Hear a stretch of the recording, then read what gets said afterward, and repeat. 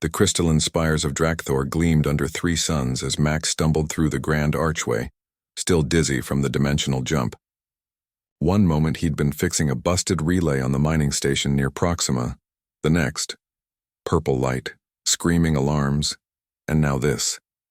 Wherever this was, you dare enter the sacred hatching grounds uninvited? A voice like thunder rolled through the chamber. Max spun around to find himself face to face with what could only be described as a dragon.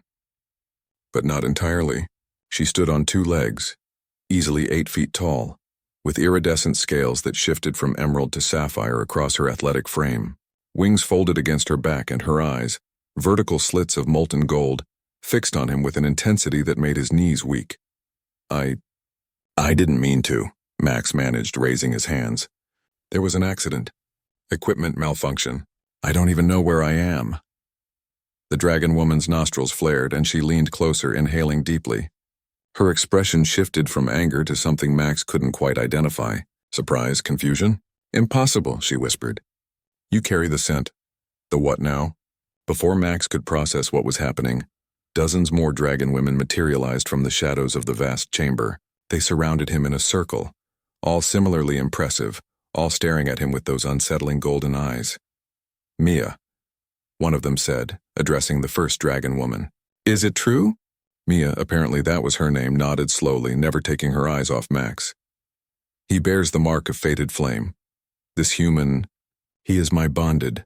The chamber erupted in a cacophony of roars, shrieks, and what Max could only assume was excited chatter in a language that sounded like wind through canyons. He stood frozen, completely out of his depth. Wait, Max shouted, finding his voice. Bonded? I just got here. I don't even know your names. Mia stepped forward, and the others fell silent. Among my people, the scent does not lie. It is ancient magic, older than the stars themselves. When a dragon finds their fated flame, they are bound by destiny. She placed a clawed hand over her heart. You are mine, human, and I am yours. Max's engineer brain tried to find logic in this situation and failed spectacularly. Okay, setting aside the whole destiny thing for a second. I'm just a mechanic. From Earth, I fix things. I'm nobody special.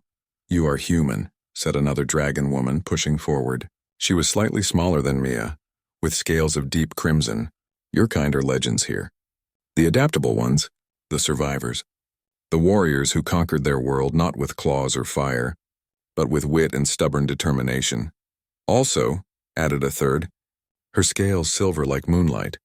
Humans have something we lost generations ago, genetic diversity. Our tribe is dying, human.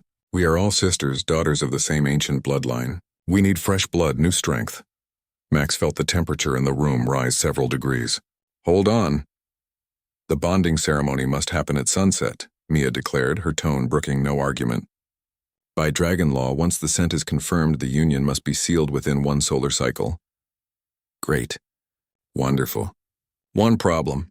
Max ran a hand through his hair, a nervous habit from back home. I can't marry you. Any of you. I mean, you seem nice, really, but this is insane. Mia's expression softened slightly, and for a moment Max saw something vulnerable beneath the draconic majesty. Do you find me unpleasant? What? No. You're gorgeous. I mean, impressive. Max fumbled for words. It's not about that. It's about choice, free will. I barely know you. Then know this, Mia said quietly, stepping so close Max could feel the heat radiating from her scales. I did not ask for this either. I was preparing for the hunt, ready to claim my place as war chief of our tribe. But fate has other plans. The scent chose you, and whether you accept it or not, I am bound to you now. My heart recognizes yours even if your mind resists. The vulnerability in her voice caught Max off guard. These weren't monsters or conquerors, they were people. Desperate people. Before Max could respond, an elderly dragon woman emerged from the back of the chamber. Her scales were faded silver white marked with battle scars, and she carried herself with undeniable authority. Matriarch Zarathax, Mia said. Immediately bowing, the matriarch's ancient eyes studied Max with unsettling intelligence. A human. After 3,000 cycles, a human walks our halls again. She circled him slowly. The last humans who came here were warriors, fighting alongside our ancestors against the Void Swarm. They were fierce, loyal, and utterly fearless. She stopped in front of him. Are you such a warrior human? I'm an engineer, Max said honestly. But where I come from, we solve problems. We don't give up, and we protect our own. Sirathax's lips curled into something that might have been a smile. Good. You will need that resolve. She turned to address the assembled tribe. Sisters?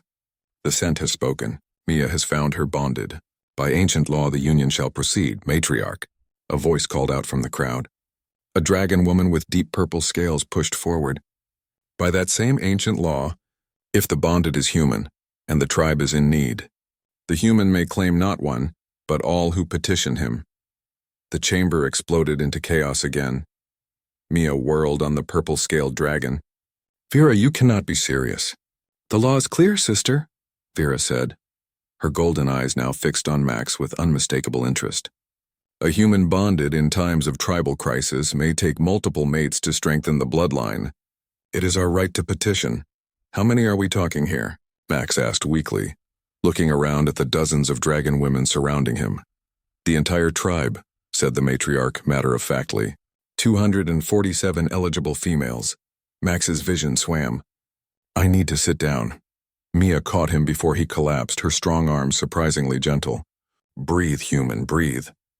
My name, Max gasped, is Max, not human, Max. Mia's expression softened further. Max, she repeated as if tasting the word. I am Mia, daughter of Merathol, last flame of the eastern skies. She helped him to a nearby stone bench. And apparently I must now share you with my entire tribe. The irony wasn't lost on Max. He'd spent years alone on that mining station, barely talking to anyone, and now an entire civilization of dragon women wanted to marry him. Can we maybe start with coffee? Max suggested weakly. Do you have coffee here? Because I really need coffee before I process the fact that I'm apparently engaged to 247 dragons. Despite everything, Mia laughed, a sound like crystal bells. I think, Max of Earth, you and I are going to have many interesting conversations. As the tribe began debating the logistics of a mass bonding ceremony, Max caught Mia's eye. She looked as overwhelmed as he felt.